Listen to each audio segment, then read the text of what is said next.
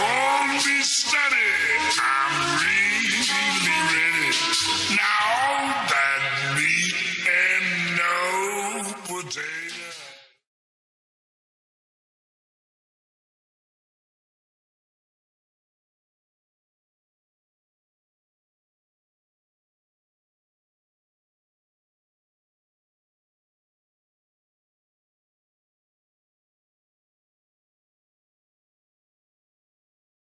If a pilot is flying around the curve of the Earth, then he should be dipping the nose down every 5 minutes. He should be dipping the nose down to stay around the curve. But the thing that really got me interested was, as you say, the gyroscope. In a plane, there is an artificial horizon. Okay, and it's based on a gyroscope. And if you spin a gyroscope on a surface, it will want to stay upright. You can twist and tilt the surface as much as you like, the gyroscope will stay upright. So, if a plane has a gyroscope and it starts following the curve of the Earth, the gyroscope would stay upright, which means the artificial horizon will start to roll backwards. But it doesn't. That's absolute proof that a plane flies over a flat surface rather than a curved one. Because I asked the pilot on my last flight, do you ever notice the artificial horizon rolling backwards? He said, no, but the artificial horizon has complex electronics in it to make sure it knows where it is on the Earth and it compensates. But I went to the manufacturer of the artificial horizon, and they confirmed to me that it's completely mechanical, nothing electronic in it whatsoever. So it's literally just a gyroscope that can freely move. So that right there is proof to me that planes fly over a plane. None of it makes sense. The problem is that we're taught as children, this ball earth lie, and you might ask as a child, what about the people in Australia? They're standing on the bottom of the globe, won't they fall off? And your teacher says, no, gravity. And you go, oh, okay. And you never go back to that question. But when you go back to it as an adult and start looking at it with a critical eye, right, the whole thing falls apart. As you say, the globe is spinning at 1,000 miles an hour. Neil deGrasse Tyson, who's a leading astronomer in America. I'm Neil deGrasse Tyson, bitch. Tells us that the Earth is not a perfect circle, it is actually an oblate spheroid, it's squashed and wider at the equator, yeah? So Earth, throughout its life, even when it formed, it was spinning, and it got a little wider at the equator than it does at the poles. So it's not actually a sphere, it's oblate, and officially it's an oblate spheroid. That's what we call it. But not only that, it's slightly wider below the equator than above the equator. A little chubbier. A little chubbier. Yeah. Chubby's a good word. It's like pear-shaped. So my question to him would be, why is there land at the equator?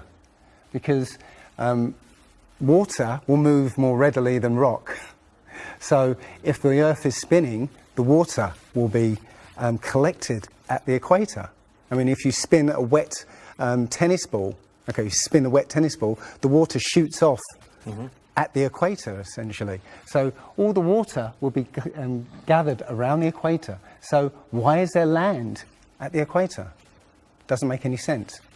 The other thing that's about the spinning Earth is looking at the stars. Now, directly above the axis of spin is the pole star, Polaris, okay, directly over the North Pole.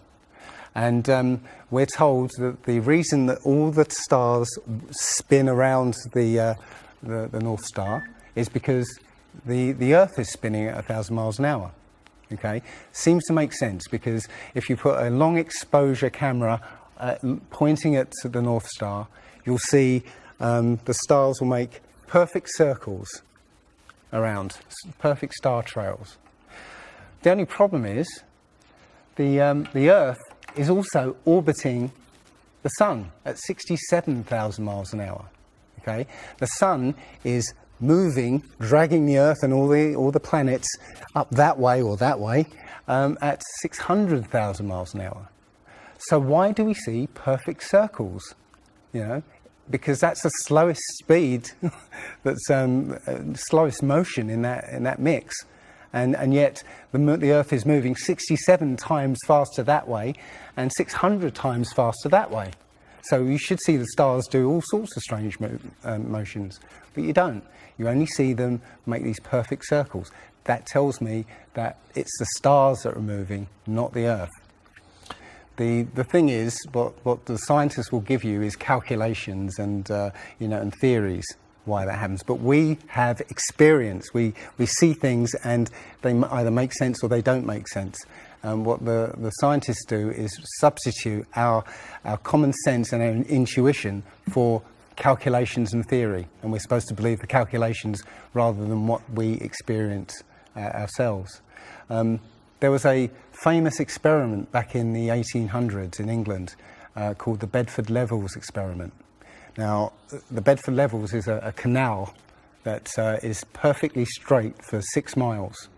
Okay, so what a chap called Samuel Rowbottom did was he took a telescope, put it in the water about 8 inches above the water, and he had a friend, in a rowboat with a flag on the back, row all the way to the other end, and he was able to see the flag on the back of the rowboat the whole distance. Now, according to spherical trigonometry, the curve of the Earth is 8 inches per mile squared. So over 5 miles, that's 5 times 5, 25, times 8, which is 200, works out, that's 200 inches, which works out at 16 feet. That means the boat should have been 16 feet below the horizon. He shouldn't have been able to see the boat. Now, the scientists will say, oh, refraction and this and light bending around the Earth and stuff. But the fact is, it's perfectly flat. And he in his book, he puts forward many arguments that show that, or many experiments that show the Earth is always perfectly flat. They say that you see the mast, go down last. It's literally just the way your vision works. Yeah, it's perspective and atmospherics basically. The limit of your vision is supposedly 3 miles. And then after 3 miles, you're supposed to see the boat start to go over the horizon. It's funny that Neil deGrasse Tyson again says that, explains that you can't see the curvature of the Earth from a plane. He says this, you can't see the curvature of the Earth from a plane because you're not high enough. The Earth is so big that you can't get high enough to see the curvature. Yet, you can apparently see a boat go over the curvature over the distance of 3 miles, which doesn't make sense. The thing is, when you look out and you see a boat start to go over the horizon, if you suddenly get a pair of binoculars and look, it comes back again. And once it goes out of the sight of your binoculars, if you get a telescope, it comes back again. It doesn't go over any curve of the horizon. What we found, many people have done experiments with very high-powered zoom cameras, and they've watched a boat sail out to sea, and they've just kept trained on this boat. And what they see is, after a very long distance, you see an atmospheric effect where the bottom of the boat disappears and the top of the boat inverts, so you see a sort of mirror image. And that, with your eyesight, basically the bottom of the boat just melts into the horizon. One of the best examples of that is the Antwerp Notre Dame spire, which can be seen something like 240 kilometers away from the spire. So that should be over a mile below the horizon, and you can still see it. There's been a few famous examples just recently of a man who took a picture across the Great Lakes from Michigan and was able to see, I believe it's Chicago, which he shouldn't have been able to see. And the television station basically said it was a mirage. This is from Joshua Nowicki, and what you're seeing here is a mirage. We typically would not be able to see this from the Lake Michigan shore. We talked about this last night. Conditions are right on the lake that we're actually seeing a mirage of the Chicago skyline. But they always say it's a mirage, but for a mirage to happen, you have to have very specific atmospheric conditions. And there have been so many people who have seen exactly the same thing on different days, different seasons, always the same. It's not a mirage. It's simply that you're looking across a plane. You see in a kind of pyramid shape. Yeah, you have a horizon at your eye level, and everything above the horizon will go down into the horizon. Yeah, everything below the horizon will seem to go up. Just like if you're in a long hallway, you'll see that the walls will start to move in, and the roof and the floor will start to move into the center. Yeah, so literally between you and the object you're looking at, there's all sorts of things, sort of like waves going up and down, and while you can't see them, if they're beyond the limit of your sight, sometimes they can still obscure what you're looking at. But it's just because they're between you and it. And it's just the way, it's literally perspective. It's better if I could draw a diagram, but it's a very difficult subject to get your head around if you're not used to it. But it is perspective. One sort of other proof is there's a place in Bolivia called Salar de Uyuni, which is a salt flat. It's literally 100 miles wide one way and 80 miles across. And it's perfectly flat. And when it rains, literally you get an inch of water and it looks like a perfect mirror. Now, how does that happen on a sphere? Yeah, it shows you that, if you're one end of this salt flat, you can see perfectly clearly the other end 100 miles away. So it's just showing you that, the Earth is flat, and without the effect of the waves in the sea, you'll be able to see a whole lot further. If you were to go to NASA and download one of their photos of the Earth in the moon's sky and put it in Photoshop, okay, drop the saturation and the levels down, you'll see that the Earth has been pasted in, because you'll see a rectangular box around the Earth. It's all fraud, it's all fake. Pretty much everything NASA puts out is fraudulent. There are no images of Earth from space. The only one that NASA actually claims is a photograph was from 1972, and it's the famous picture. It's got Africa sort of near the top, and it's the same picture they've been using for the last 40 or 50 years in every textbook. Every other image is what they call a composite. It's Photoshop. And many of us have been looking at these images of Earth, including the one they call the Big Blue Marble, which was released in 2002, I think. Again, when you zoom into it with Photoshop, you'll see where they've used the clone tool in Photoshop to take a picture of one of the clouds and stamp it in various places around the picture. And they got lazy. In another image, they've even photoshopped the word sex in the clouds, which is a subliminal tool they use to get people to sort of relate to something. They literally, you can look at this and you can find it on NASA's website. In a video I'm working on at the moment, I've got a video from what they call the Galileo space probe.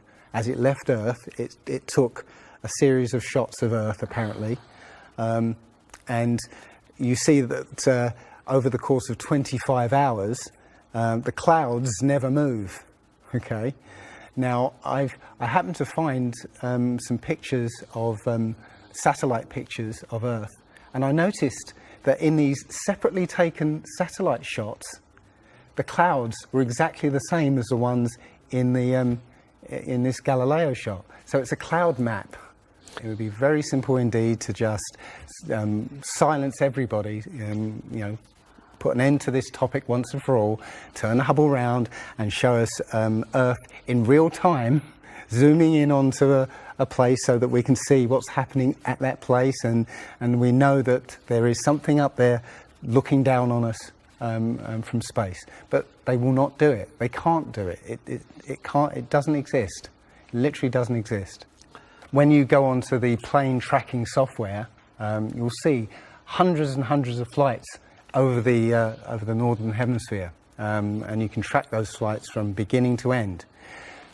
When you look at any flight in the southern hemisphere, what you'll find is the flight takes off and disappears off the tracking, usually about an hour after takeoff, and then later on will reappear an hour before landing. Now, there's no explanation for it. I mean, the point is that distances are very different, and distances and flight plans are very different on the flat Earth than they are on the ball. And when you look at flights in the southern hemisphere, they make some really crazy, you know, sort of deviations. So, for instance, if we look on here, let's say a flight from Cape Town over here to Australia, say Sydney in Australia, they will take you to Dubai first, somewhere around here, yes. Just recently there was a case of a woman who was pregnant on a flight, and she was about, her waters broke on the flight. And I think it was from the Philippines to Los Angeles. Mm-hmm. And again, if you look on this map, you're from around here somewhere to here. Okay. Now they were flying across, and literally her waters broke, and they had to divert. They had to land. So instead of either going back to the Philippines or going on to Los Angeles, they landed in Alaska. Which again, if you look on the flat map, it's again a straight path. Santiago, Chile to Australia, mm-hmm. right? Will usually stop in Los Angeles. Again, you can see on the flat map that it's again a straight path. It all seems to make sense, and if the only thing that would sort of confirm it or disprove it would be GPS, but you know, hey ho, GPS doesn't work in the southern hemisphere. This is an issue because there have been a few people who said they've taken flights that have taken only 14 hours, and they're direct flights from Australia to South America. Now, somebody has actually redrawn the flat map to take into account these, you know, the distances, and apparently the distances work out. I haven't seen the map myself, but you know, I should be looking further into it. But yes, up until these people came forward, and again, I haven't seen any real evidence that they have taken these flights. They told me they've taken these flights, but who knows? They can actually advertise a flight that's direct. You know, they can price it out of the range of most people to take, and then if anybody does take it, they could cancel it. I don't think any flights actually fly directly over the North Pole at all. I think they skirt the North Pole, mm-hmm. but I don't think they fly directly over the actual pole. So I don't know if it's to do with magnetics.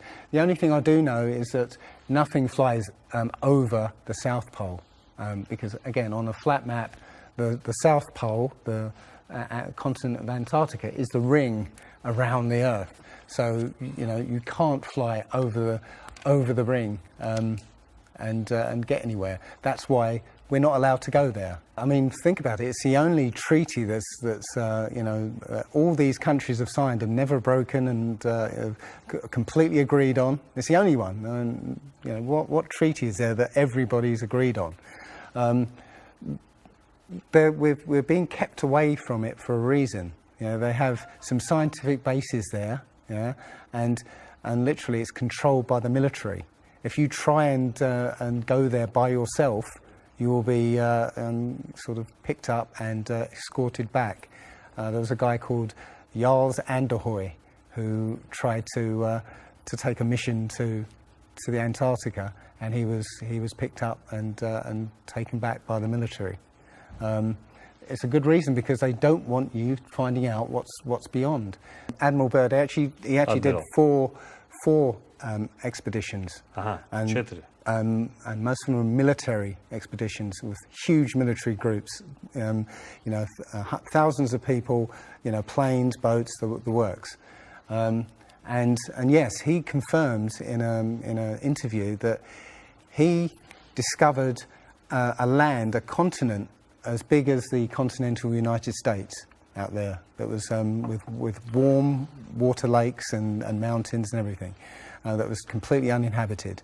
And he described it as the other side of the South Pole to Middle America. So on the globe, that means it would be somewhere in the Indian Ocean. There's a huge continent that nobody knows about. So yeah, there's more going on than meets the eye. The other thing is, after Admiral Byrd came back after his last expedition, Antarctica was sealed off, and both America and the Russians started firing nuclear missiles straight up. Now, in America, that was called Operation Fishbowl, and it came under something called Project Dominic. Well, Fishbowl makes sense, because it seems like Admiral Byrd found the edge of the dome, while he was out there. And as soon as he left there, they started firing missiles straight up, I believe, to try and test how far that dome went. If you look at the footage of these explosions, what you'll see is an explosion. Well, when a bomb goes off in midair, it's a fireball. It expands in all directions and mostly up. Okay.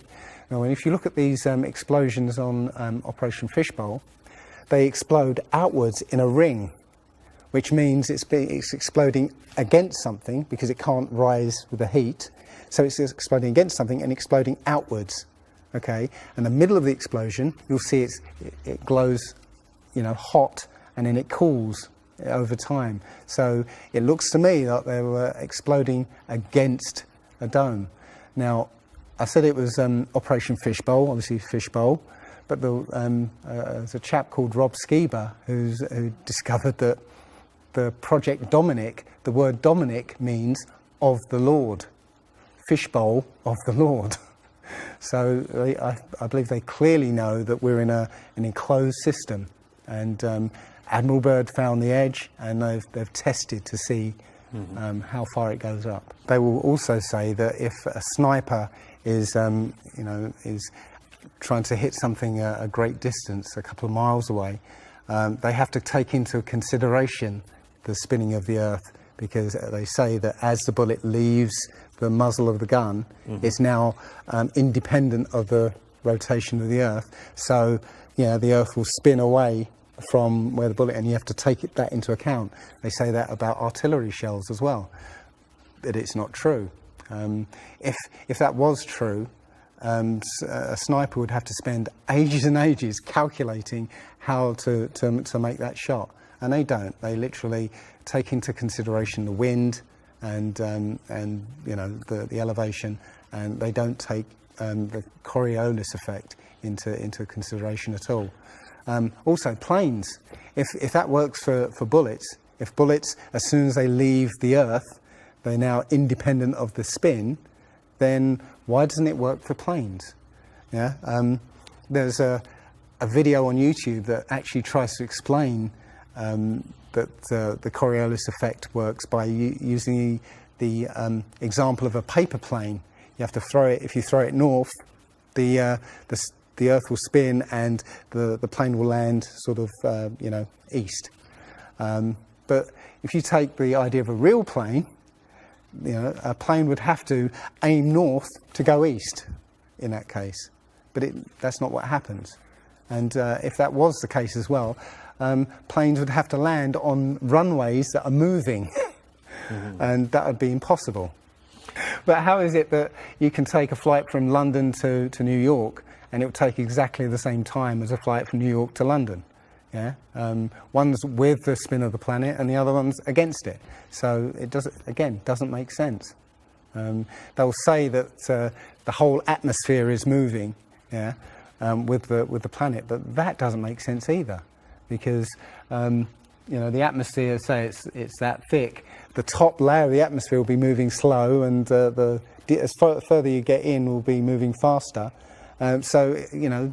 How, if everything is moving like that, how do you get a light breeze that blows against the spin of the planet? How do you get a breeze that goes from north to south? It just doesn't make sense. And again, science will give you calculations and esoteric ideas, but you can go out and look for yourself, and you'll see what makes sense and what doesn't. The other thing is that we have senses to be able to sense acceleration. Yeah, you get in a car and somebody puts their foot down, and you get thrown back in your seat. You can feel the acceleration. Yeah, you can feel changes, very minute changes of acceleration.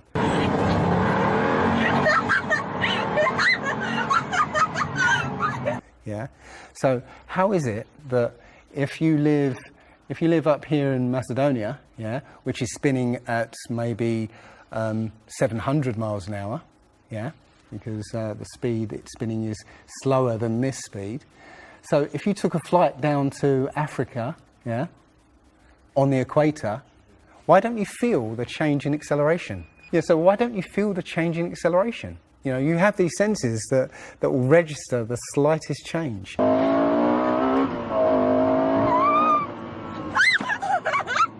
Yeah, but you get off the plane there and you don't feel dizzy, because now you're moving a lot faster. So no, it doesn't make sense.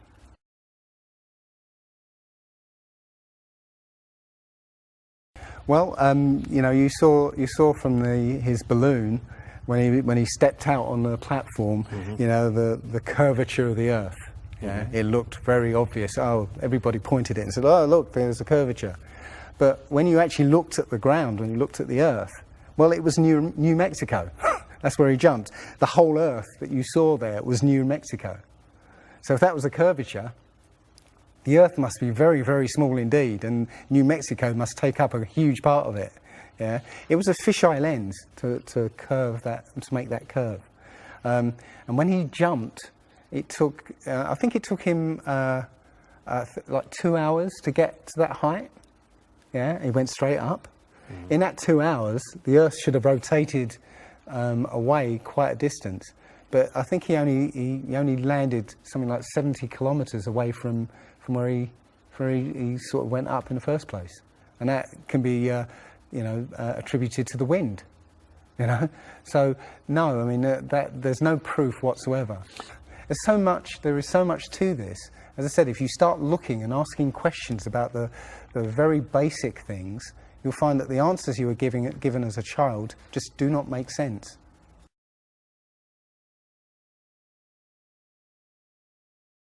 So the idea there is that it must be a globe, because the sun. If the sun's here, then it's got to be dark on the other side. Well, the thing about the sun is that we're told it's 93 million miles away. It's not. It's actually something around 3,000 miles away, and about 34 miles across. That might sound really crazy, but if you look at look out on a day that's got broken cloud, you'll see that the sun rays will come out at an angle. Most people have seen this. The rays come down at angles. If the sun was 93 million miles away, then all the light will be coming parallel. So if you imagine, there's no way to show 93 million miles, but something way, way over there, all the light that reaches this globe will be parallel. There's no way that light can come that far and spread out like that. Now, if you follow those light rays, you'll see exactly where the sun is. And as I said, it works out to be about 3,100 miles.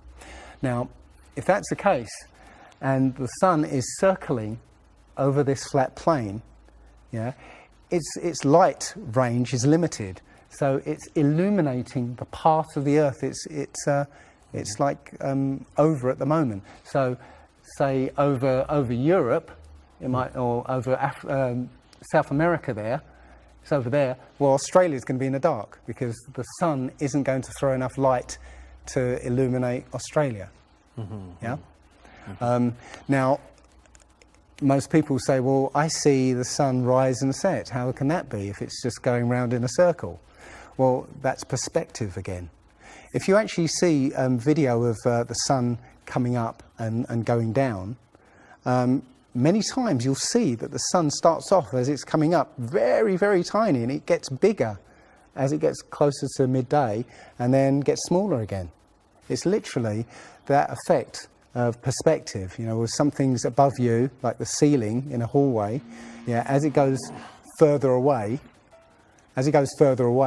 it will seem to sink down towards the horizon until it disappears beyond the limit of your sight. And that's all you're seeing. You're seeing literally the sun circling overhead, but seeming to set.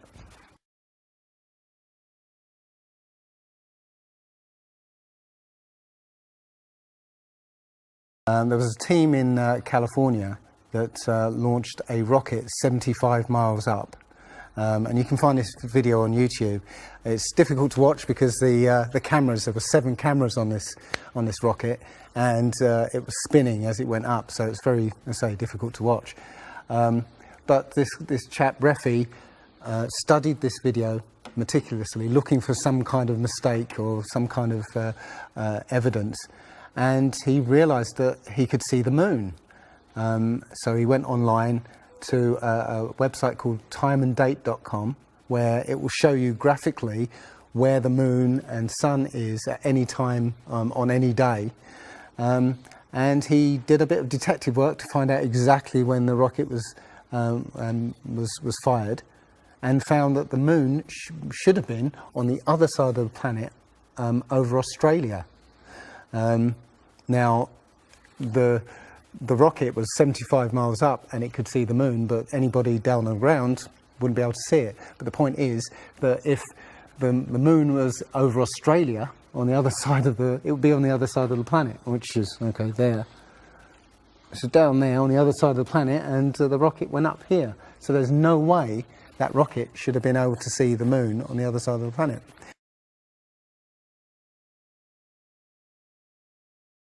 If you watch the trajectory of the space shuttle, it doesn't go straight up. It always goes in a curve and out to sea.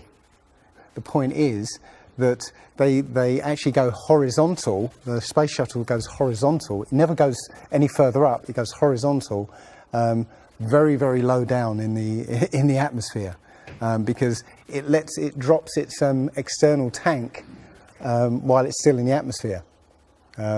So, you know, it's still in the atmosphere while it's horizontal, so it never gets any higher, and it goes out of sight, not because it goes too high, because it goes too far downrange. And it seems that nobody's ever on the space shuttle, and the proof of that is the Challenger disaster. In, I believe it's 1986, the Challenger exploded just after takeoff and killed 7 astronauts.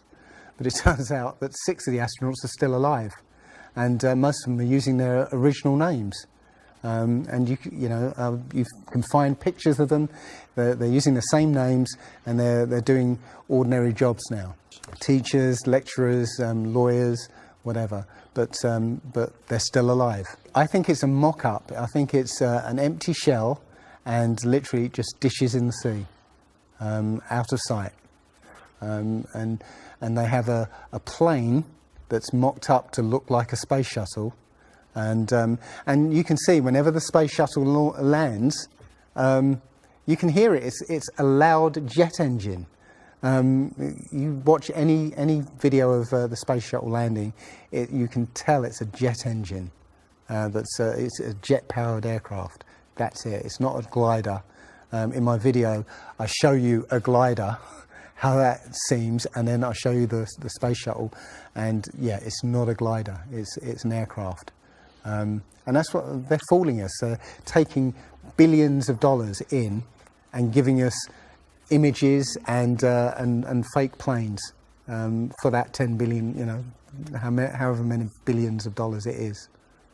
But you've got the external tank and the space shuttle. Yeah, it's like horizontal at this point, and then they drop the tank. Okay, now the space shuttle isn't powered at this point because the tank has all the fuel. Yes. Okay, so when the engine stops, the tank is dropped. Basically, the space shuttle and tank should follow the same path because neither of them are powered.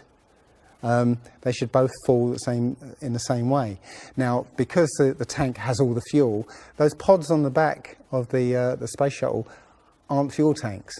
They have a very, very small amount of fuel in there for orbital manoeuvring. But from this point, which again is still in the Earth's atmosphere, because the tank, you know, is falling there, it now has to go from there into orbit. They haven't got the fuel there to insert it into orbit.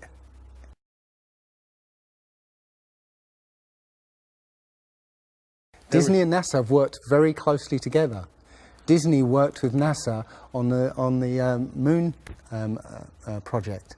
Yeah, they made it. They filmed it so that it would be entertaining for the masses. Yeah, and they're still working with NASA. I absolutely believe that Stanley Kubrick, you know, filmed the moon landing. He left a few clues just to say, so that, you know, like Michelangelo. Yeah, so that we eventually would know that this was his work. Yeah, I did this. It's a joke. It was meant to fool people in 1960s. So you got like clear footprints, but yet you don't have an impression where the pads of the lunar lander were.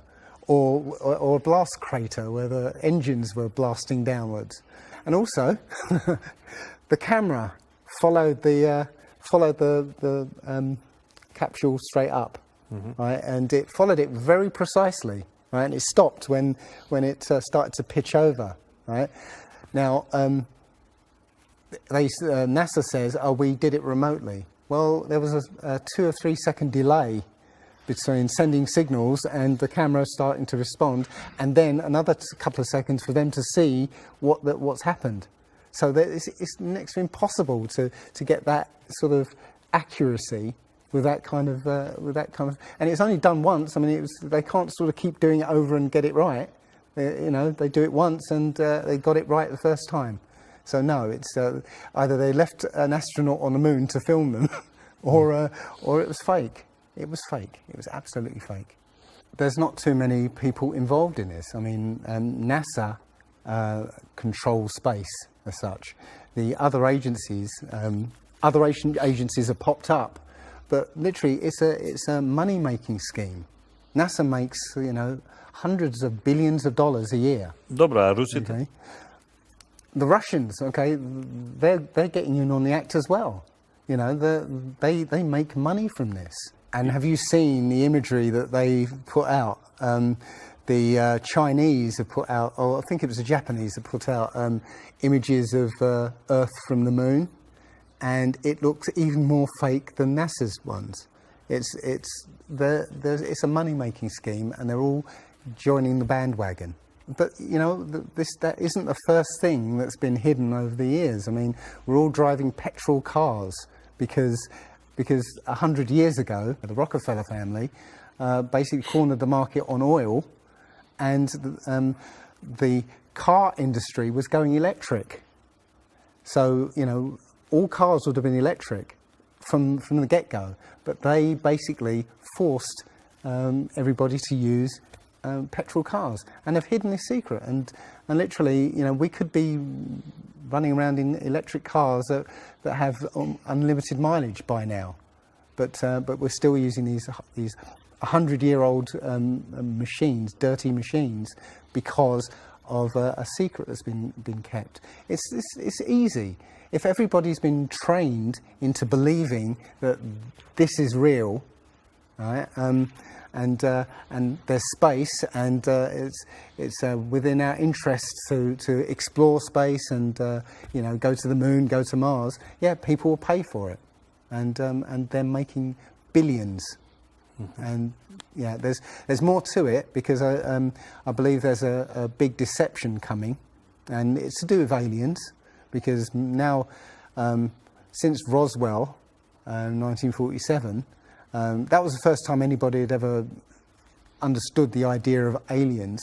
But since then, we've been bombarded with science fiction and the idea of aliens, and most people believe there are aliens out there. So they've prepared us for an alien invasion or an alien saviour. And I think the flat Earth came along at the right moment to educate people, to make people believe or understand that we've been lied to. And if you know, as I know in my heart now, that is real and this isn't, I will not be fooled by aliens coming, because there are no aliens. There's no space. Yeah, it's all fantasy by Disney and NASA.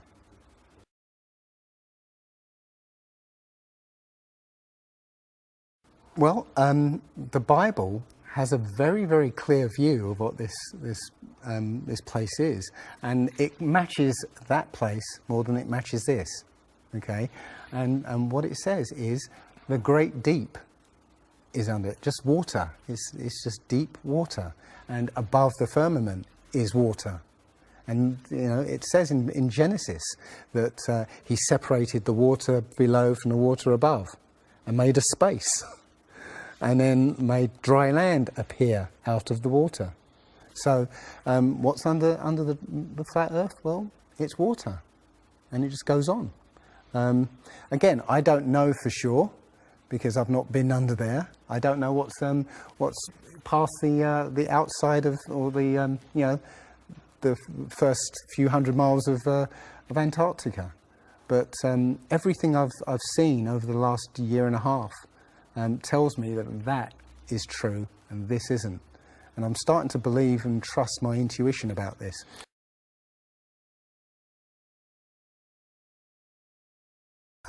Nobody has actually really gone all the way across Antarctica. Yeah. Now there are millionaires out there who could, you know, assemble the resources to make an expedition and completely, you know, go across and chart Antarctica and make a name for themselves, being the first person to do that. Yeah. But nobody ever does. One thing I was going to say, which is slightly totally off topic, but the topic I really want to go to is that people, ordinary people, have become scientists through this. Okay, you know, the science community is ignoring a lot of the things that we're looking at, and so normal people are going out and doing experiments. And one of the experiments has turned up an amazing fact that we've not been told, and it destroys the whole idea of this heliocentric system. And that is the moon. If you get a piece of card, put it on the floor, and sort of you put another piece of card to act as a barrier for the moonlight. So you have the moon above, card on the floor, and a piece of card in front to shield half of the card. Yeah. Now a lot of people have these laser thermometers. Now you can actually measure the temperature of the moonlight next to the temperature of the shade of the moonlight, and you'll find the moonlight is colder than the shade, the opposite from the sun. So the moon is throwing out its own light, and that light is the opposite from the sun. Now, that tells you that it's not reflecting the sun's light. It's producing its own, and its light is different from the sun's. So, you know, the scientific community have not told us this, yeah, because they won't tell us this because it destroys this idea that the sun is, you know, is lighting up the moon.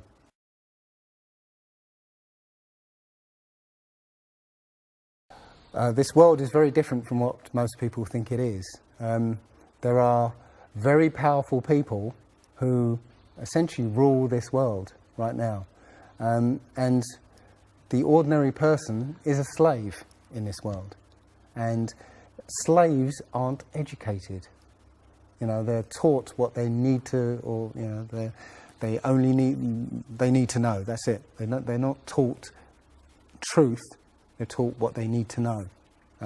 And so you're taught enough so that you can, you know, do the paperwork and operate the machinery, but you're not meant to know what's really going on, because that's the power they have over us. They know what's going on, what, you know, how this world works. We don't, so they can control us. One of the things about slavery is the slaves weren't freed. They were never freed.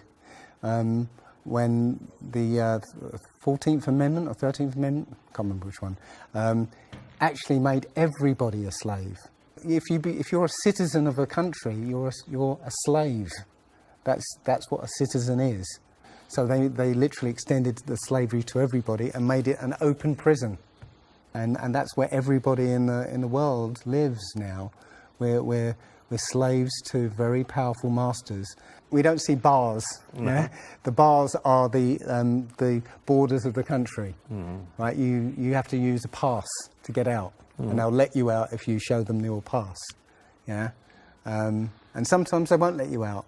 You know, as I was coming here, I was lining up to go on the plane, and somebody in front of me was told, no, you can't fly. They found something in your bag, so you can't fly today.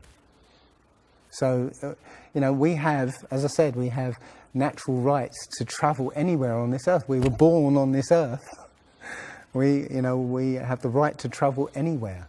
But our masters have kept us in small, open prisons that you need to get permission to move around.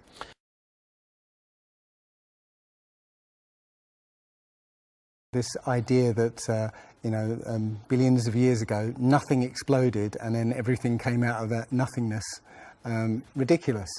But they try to make you believe that the idea that a supreme being, a creator, created this is ridiculous compared to that idea. I mean, if you look at it objectively, I would lean towards a creator because, there's so much that points to, the fingerprint of a creator. But it's no less ridiculous than nothing exploding and becoming something. In my opinion, the Big Bang theory and the theory of evolution and the ball earth theory are all interlinked, and they're all there to make us feel as though we're insignificant. We're small, tiny, miniature, unimportant pieces of slime crawling around on a speck of dust in an infinite universe.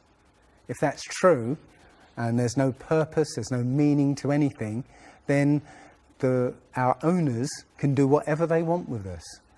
Then, this is all accidental, so food can be genetically modified because it's imperfect.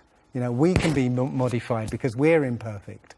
If we realise that this is the universe, and complete universe. Yes, this system is is everything. Everything that NASA has put out is CGI, is fake. Okay, people say, I think you mentioned it. If you look out into the universe, you see that the moon is round, spherical, and the planets are spherical, and so why are we flat? Well, how do you know that the planets and the stars are spherical? All you get is, if you look for a telescope, you see a flat disk. If you think you see a spherical shape there, well, it needs two eyes to resolve 3D. If you're looking through a telescope, you can't see anything in 3D. It's going to be flat anyway. So all you see is a flat blob of light. It's only NASA that's given you these beautiful pictures of so-called planets and stars. Yeah. So it's a fallacy to say, well, everything else out there is spherical, so we must be. You know, how this is special. You know, so why? It's like saying a basketball is round, so why isn't the court round? You know, it's a fallacy. So this idea of a ball Earth, theory of evolution, the Big Bang, is all about making us feel nothing, so that we can be used. If everybody realized how special we all are, how unique every single life is, then this whole world would change overnight. We wouldn't allow ourselves to be used by this cabal. We wouldn't allow this planet to be destroyed, because they're destroying it because, oh, it's just an accidental planet, one of millions. We've found other Earths, you know. Eventually, if this one gets too messed up, we'll go to another one. No, this is it. So if we all realise that, then we wouldn't allow all these things that are going on. It's all about control. There are a small group of people who want to control the world, and because there's so many of us out there, you know, they can't control us directly. They can't, you know, this small group of people can't, you know, come round to all of us and control us directly. So they must use our own minds, our own hearts and minds against ourselves. And this is what they've done. They've educated us into this world, into this globe spinning, you know, heliocentric Big Bang evolution world, which makes us nothing.